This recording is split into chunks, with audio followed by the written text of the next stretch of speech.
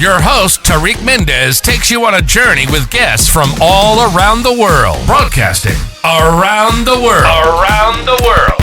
This is Tariq Talk. But again, this is beyond just the surface. I started to think about painting and sort of similar way that I mentioned with the watermelons, things that I love, things that I've learned, and I added the egg yolk so I can make it into tempera. The tempera lasts really long. I like the surface. I like the way it feels. It's not, I love painting. I gravitate more towards like Rembrandt, Goya. Those painters who use a lot of thick, heavy paint. I like the way it feels. I like the way it looks. I like the way the paint is used in a sort of model-like way. Mm-hmm. It's not just like flat, a flat surface. Yeah. There's sometimes where thicker paint may cast a shadow, a very smaller shadow, or it may catch the light in a different way. So I'm really thinking about those sort of aspects of painting. The pose is, so for one, I'm focusing on ideas of isolation, loneliness, alienation, and sort of being alone, and I felt like that would be, I'm thinking of what ways can I find things that most people can identify with, and how can I transcend in that way? So I figured, I've already been in isolation and prison. I've already been alone. But I think that's something that most people experience at least at one point in their life. Yeah. Most people feel like, I'm alone, I'm by myself. And it's not a great experience all the time, but it's also an experience that, like I said, people can relate to. And not in a sense of like solitude, where you kind of want to be alone and you're enjoying it, but just feeling lonely or feeling alienated, feeling like you against the world type of vibe. Or you're rejected, or that sort of thing. So along with that, I'm thinking about how can I depict these things, and I came across, not that I came across, but I started to think about what paintings I might have, might illustrate that, and what artists, and I love Edward Hopper. Oh my God, me too. So I started to think about Edward Hopper, and I started to think about, well, what does he do, and why does his painting seem so lonely sometimes? And it's usually because he either has one or two people in the painting, and then when he does have more than one person, they're really not paying attention to each other. They're kind of like, there's a guy reading the newspaper, and then the woman's over here, and their eyes aren't meeting. They're like really separate from each other. Or like I said, it's generally one person. So I decided I wanted to use these surfaces to show just one person, alone by themselves. And this is also a self-portrait. And I didn't want to exactly use Edward Hopper. I wanted to have some of that feeling, ingrained in there.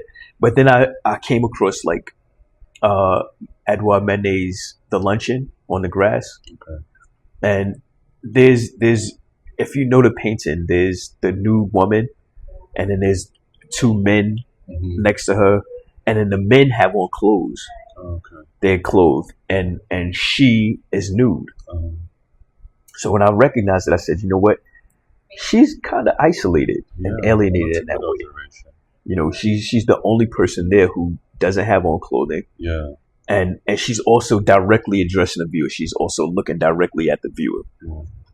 So I took reference from that pose, and I used a sort of similar pose.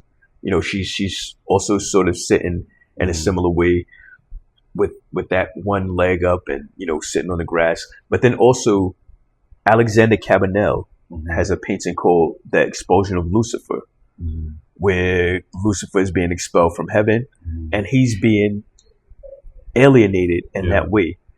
but he's also posed in a very similar way. He has his hand up and he's scowling. Yeah. And I think I know which one you're talking about. Yeah. So if you look at the poses, those paintings, those poses are really similar. Yeah. You know. So I took and I said, let me try to combine those poses into a way. That's genius. And have them where, for people who are familiar with the art, they can look at it and say, oh, I know, where he referenced that from. Yeah. And then it gives me a point where they're like, all right, well, he knows something about art history. He knows something about, the things that he cares about. But also to make it more unique and updated, they also say like history repeats itself. Mm-hmm. So this is my point of repeating, that aspect of history. Mm-hmm. So, it's the culmination of those things. And then I started to think about, what do people do when they're alone? Mm-hmm. And how do people cope with being lonely? And on one hand, I have another painting back here I may want to show. It's a watercolor that I started. But on one hand, I said there are ways that people cope with being alone, maybe alcohol or social media or, ways to distract yourself. But I wanted to do like themes of things. Mm-hmm. So I said, let me find like what do people play when they're alone?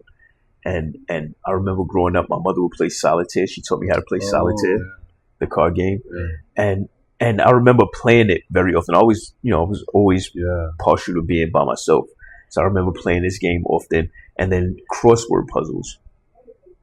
And I said, I like crossword puzzles. They kind of make me feel smart when I can do them. But then if you look at, like, nobody's on the train sharing crossword puzzles. No, yeah. You do it by yourself in most cases. And very often I see people on the train either on their phones or with the actual books doing crossword puzzles. So I started to incorporate this sort of crossword puzzle motif as a grid. Oh, that's really cool. And I started to think about also, what does that mean as far as like having some sense of structure, because it's a grid, it comes across as more structured. And a crossword puzzle is really structured. Like it's mostly symmetrical. Yeah. But I wanted to like have a sense of a feeling of being chaotic, like emotionally, emotional chaos and turmoil. So I took that crossword puzzle motif and instead of having it, being very rigid and structured in that way, I just started adding, random spaces to it so that there's no rhyme or reason behind, if you're trying to fill in the words on this, you can't actually fill in any words because it's so, mixed up and confused in that way. And from there, I just wanted to keep building and keep adding on. So this is in process. And then also these are actual prison sheets. And the prison sheets are much easier to source. You just go to the company that sells the Can I touch it? sheets. Absolutely. Because I always wondered. It's like pretty hard. Yeah. I mean, they're cheap, really cheap. Yeah. And I wanted to allude to suicidal ideation without being on the nose and blatantly obvious about it. So the best way I could do it is,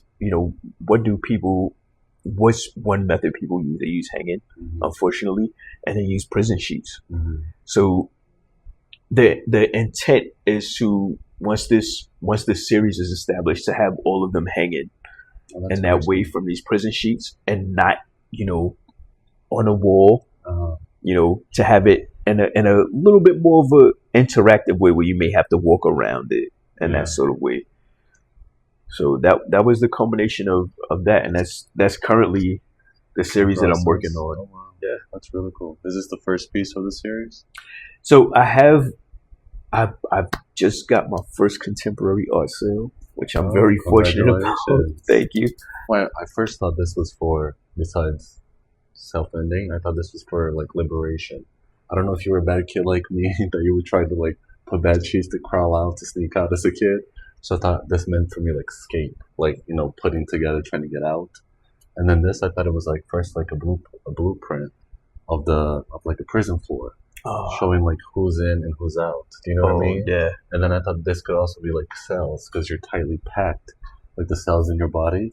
Yeah. Like being packed, like, and then being packed like in solitary. I'm glad you mentioned the cell like, thing. you know, I'm glad you mentioned the cell thing, because that was also next, like one of my next ideas was thinking about cells, thinking about prison cells and actual cells in your body and that sort of thing. Because it's like two ways. Like, you can either, like, you know, liberate yourself mentally, because you can't get out, unfortunately, or you can physically get out by force. Thank you. Yeah, this like evokes so many feelings, but like this still has me like appalled, because it shows like how much security, because these are like pretty big screws. Yeah. Right. So it shows you like how everything's like so locked down, and, you know, everything's like so precisely monitored. Yeah.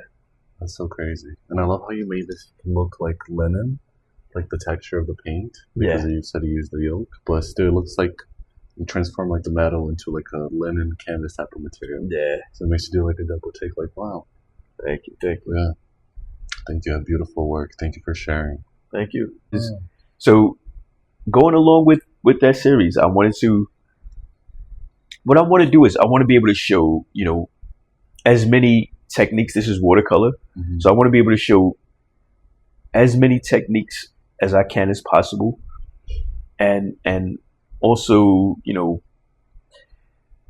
show a variety of, you know, experiences in this series. Yeah. So this would be more about me having been incarcerated, and this is, you know, at home. If I'm at home, another self-portrait. Yeah. And I'm just at home, and I'm, you know, feeling alone. And what do I do when I'm alone? Yeah. What do I do when I'm lonely? So I'm, you know, I have my phone. I'm scrolling on my phone through social media. I don't particularly drink, you know, but I have drunk, and I'm not against it. You know, if we're at like an event, a gala, something like that, I'll have a drink. Yeah. But I'm not, you know, a huge fan of alcohol. Just isn't for me. But what are ways that people cope? Yeah. And I didn't want to do the games. I wanted to restrict that series to, like, you know, other ways. Yeah. And then this one is like, you know, social media, alcohol. You have an ashtray. Everybody in New York is like smoking marijuana now. Yeah. So I wanted to depict those sorts of things. And then also a more intimate, you know, whereas this one is like kind of addressing a viewer. And like, you know, kind of shelling up and, you know, more reserved, where this one is as if like you're a fly on the wall, a camera is there somewhere, and more like relaxed, in the zone by yourself. Yeah. Because I feel like whatever you go through emotionally, I feel like us humans, we all do that pose. Do you know what I mean? Like, either you're like on the table. I don't like to cry in public, so if I do cry in public, I'm always like private. You know what I mean? Yeah. Or like if something bad happens, like you lean against the wall. You know, I feel like as humans we tend to do. It's a like self-nurture, self-soothing pose. Yeah, I mean, like you captivated that so well. Yeah, and I mean, I think the painting I have at the series I have at the Center for Art and Advocacy, I'm literally hugging myself. Yeah. So and it's also I wish I could be able to show it. You know, maybe you'll see it if you come stop by, or if the collector shows it somewhere else. Yeah. But it's also and I can talk about that as well. It's a self-soothing pose. When I was in there, a bat flew inside of my cell, and the bat died. Bat? Yeah, a real bat. Oh my God. Yeah, and it flew into my cell and died. But the bat is also, you know, when they hang, they hang like that. So it was like, you know, like, wow, this is perfect. Yeah. You know, wow. So yeah, I just want to continue for now this series of isolation, loneliness, how do people cope, addiction, you know, all of those sorts of things. And then from there, I'm already, you know, thinking about what my next series is. I just got to get this done. Yeah. I just got to get this done. Thank you for listening to Tariq Talk. Follow Tariq Talk on all social media channels and check out the video interviews online.